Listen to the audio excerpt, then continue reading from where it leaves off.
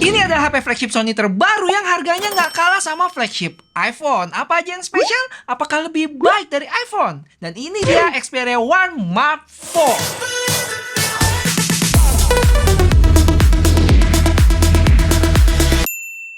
Langsung aja kita ke boxnya yang ada tulisan Xperia One Mark IV ya di depan dan di samping. Habis itu ada tulisan no plastic in packaging. Tapi sayangnya tulisan itu sendiri dibungkus sama plastik bening nih. Di bagian belakang ada spesifikasi singkat tentang HP-nya. Dan ternyata unit gua ini made in Thailand, bukan Jepang atau Cina. Oh ya, buat kalian yang udah gatel pengen bilang, Bang, kok tipis banget? Ini box isinya HP atau casing doang? agak meragukan ya. Nanti kita lihat sama-sama. Tapi sebelumnya kita bandingin dulu sama box S22 Ultra dan iPhone 13 Pro Max. Dan terlihat box Xperia lebih tinggi di sini, sedangkan tebalnya Xperia lebih tipis dibanding Samsung dan iPhone. Oke, saatnya kita lakuin pembuktian.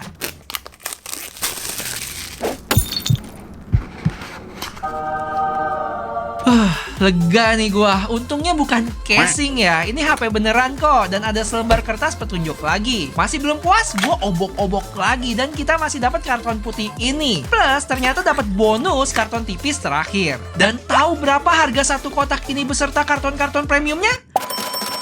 Juta. Dan itu juga nggak termaksud kepala dan kabel chargeran.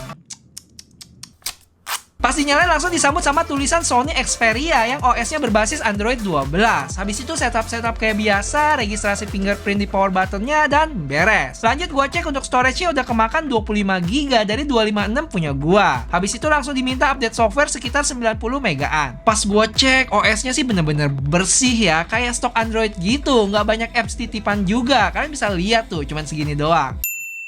Impresi gue tentang HP ini premium, elegan, beda dari yang lain, dan pastinya kegantengan nambah 47,65%. Tapi itu buat orang awam ya. Buat gue pribadi yang udah cobain seri sebelumnya, mulai biasa aja sih liatnya, karena nggak banyak berubah secara desain. Kayaknya butuh sesuatu yang baru nggak sih? Dari sisi belakang, back covernya matte finish gitu ya, yang minim sidik jari. Terus modul kameranya memanjang ke atas dengan bump yang termaksud tipis sih. Perlindungannya udah Gorilla Glass Victus. Lanjut kita ke bagian depan yang punya layar 6,5 inch dengan bezel atas bawah yang cukup tebal. Tapi bukan tanpa sebab. Bezelnya ini buat umpetin kamera selfie-nya, jadi nggak ada notch-san. Terus ada LED juga. Habis itu kasih ruang buat speaker yang menghadap ke kita nih, sehingga audio yang keluar lebih menyatu saat didengerin. Multiverse is a concept about which we know. Dibanding sama speaker yang ngadep kanan atau kiri HP. Di sebelah kiri HP ini dia ada volume, power button yang merangkap sebagai fingerprint, dan shutter button. Di bawah ada port Type-C, mic, SIM card slot yang tinggal congkel aja buat bukanya. Terus dia ini dual SIM slot hybrid ya, yang artinya slot keduanya itu kalian bisa pilih nih, mau buat taruh SIM card atau memori eksternal. Di sebelah kanan kosong, di atas ada mic dan lubang kebahagiaan buat sebagian orang. Apa itu? Buat yang udah sering nonton channel ini pasti tahu, yaitu headphone jack. Feel digenggam, nyaman kok, karena emang memanjang gitu dan enak dipakai satu tangan dengan tebal 8,2 mili dan berat 185 gram.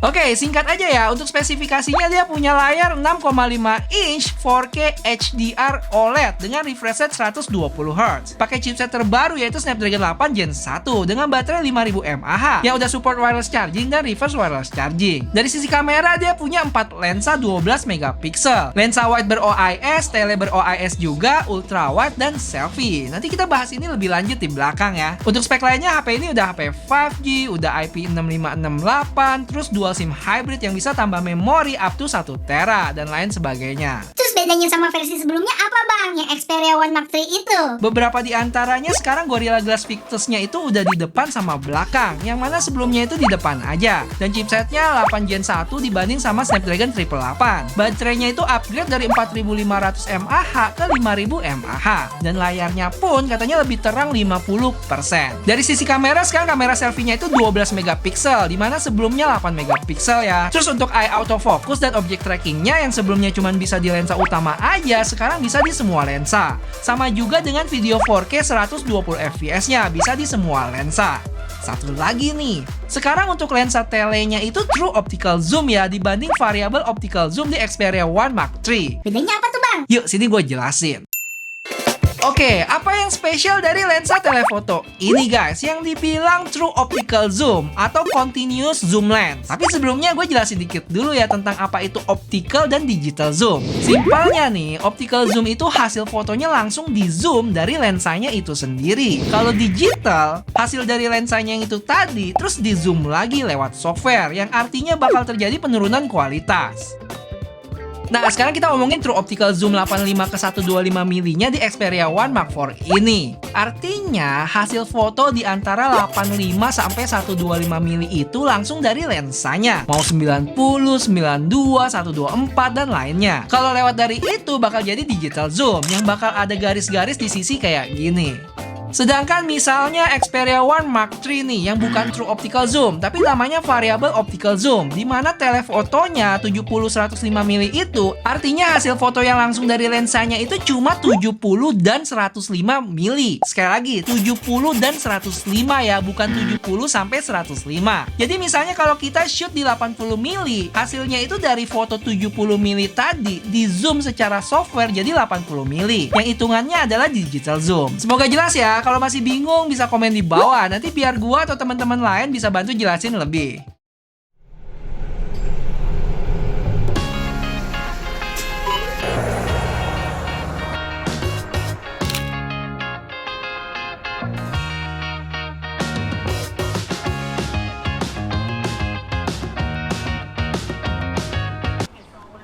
Oh ya, sebelumnya gue pengen keluarin unek-unek dulu nih tentang HP ini. Yang mana sering banget keluar warning overheat. Padahal baru dipakai sekitar 5-10 menit doang ya. Aduh, gimana syutingnya nih? Tuhai terus. Dan saat gue pegang emang berasa panas. Dan ini cukup ngeganggu karena emang sering banget keluar, dan saat emang terjadi overheat ada beberapa fitur yang nggak bisa kepake nih, kayak misalnya eye trackingnya. Jadi kalian bisa lihat nih, ini pas sebelum keluar warning eye trackingnya masih jalan ya, tapi setelah keluar warning jadi nggak kedetek tuh eye trackingnya. Untuk kualitas kameranya gue share sekilas dulu ya. Untuk ulasan detailnya kalau pada emang tertarik nanti gue bahas. Sejauh ini bisa gue bilang mirip dengan versi sebelumnya, kecuali untuk lensa tele dan selfie-nya yang terjadi peningkatan. Serius, foto yang diambil sama lensa telenya tajam banget. Berasa udah kayak foto pakai kamera profesional, apalagi buat foto orang gitu. Plus bokeh naturalnya juga cakep kayak yang kalian bisa lihat nih. Dan gue juga sempat bandingin sama iPhone dan hasilnya mirip sih, mulai dari dynamic range-nya dan detailnya. Cuma beda di karakter warna aja. Kalau pakai mode manual, hasilnya kemungkinan bisa lebih baik kalau pakai settingan dan editing foto RAW yang tepat. Untuk foto low light-nya, gue inget banget kamera depannya Sony Xperia ini di model sebelumnya itu parah ya, bikin gue yang sehat jadi berasa kayak lagi sakit kuning gitu. Tapi Mark IV ini udah lebih mendingan ya, lebih natural hasilnya, walaupun agak sedikit pucat kalau kita bandingin sama iPhone. Oke guys, sekarang gue coba di kamera depan. Gimana hasilnya? Kalau dilihat di sini so far lumayan oke ya, dan stabil juga. Untuk video, yang paling berasa sih sekarang fitur eye sama object trackingnya bisa di semua lensa guys. Enak banget, karena sebelumnya cuma bisa di lensa utama aja. Ini nih, Sony kayaknya makin memanjakan para kreator dengan dua fitur baru yang menurut gue kalian mesti tahu tentang HP ini. Pertama, buat para streamer dengan dikasih fitur live stream. Langsung connect dari Xperia ini buat live video maupun gaming. Kalian bisa lihat menunya udah disiapin di sini. Satu ada di Video Pro dan satu lagi Game Enhancer. Habis itu buat para kreator di bidang musik ada satu fitur yang namanya Music Pro. Dimana dengan app ini kalian bisa lakuin recording, editing, dan tuning audio. Recordingnya pun bisa dipisah-pisah ya, misalnya untuk instrumen musik kayak gitar dan juga vokal. Untuk tuningnya juga menarik nih, misalnya audio kalian ada echo atau suara noise yang ngeganggu bisa dihilangin sama fitur ini. Dan cara kerjanya, mereka bakal kirim audio kalian ke cloud dan bakal diproses di sana. Dan ini berbayar ya, hitungannya per size megabyte data kalian nih. Terakhir, ini bukan fitur baru sih, tapi fitur yang sempat ada di Xperia Pro Eye dan support juga di sini, yaitu bisa pakai vlog kitnya. Di sini ada Bluetooth grip yang bisa zoom in dan out dengan tombol ini, dan ada juga vlog monitor yang bisa bikin kita kayak selfie tapi pakai kamera belakang. Jadi udah beneran paket lengkap ya buat para content creator. Di Singapura HP ini punya dua warna ya, ada hitam sama ungu. Untuk variannya cuma ada yang 12 plus 256, seharga 20,6 juta. Dan selama pre-order kemarin bisa dapat free wireless speaker yang gede ini seharga 4,7 juta. Gile.